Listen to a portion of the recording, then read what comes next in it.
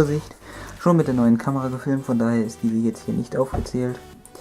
Ja, von dem, was im Paket war.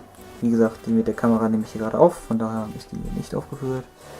Ja, ein VGA zu VGA-Kabel, ein VGA zu DVI-Adapter haben wir auch hier, den wollte ich Ihnen schon nennen. Also auch der ist dabei, ein Ladekabel, ein zweiter Akku für die Kamera, der normale, originale sitzt schon drin, das hier ist eine von einer guten Firma, aber eben eine nachgemachte, so muss das sein. Dann hier ein Ladegerät, allerdings so ein China-Böller-Gerät, mal schauen wie lange das hält. Bin ich gespannt, ein kleiner Lüfterieur von HP. Und die Maus war nicht dabei und hier irgendwie Netzteil nochmal. Genau. Das war dabei. Gott, ist das dunkel. So, also hier steht das zweite Gerät. Beziehungsweise der LG Flatron, den er mir auch mitgeschickt hat. Die Kamera, stelle ich fest, ist sehr lichtempfindlich, also das finde ich sehr gut. Der dient hier an meinem Server als kleiner Server-Monitor. So, das Ganze in dem großen Paket hier, in dem jetzt schon der ganze andere Müll drin lagert. Also wirklich der Müll. Und ja, ich denke, das Tauschgeschäft war sehr gut für beide Seiten.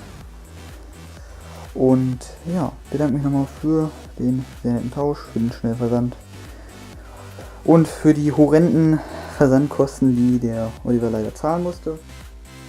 Ja, schlussendlich gibt es zu sagen, dass alles wunderbar funktioniert und auch, ja, also es funktioniert wirklich alles, was er mitgeschickt hatte.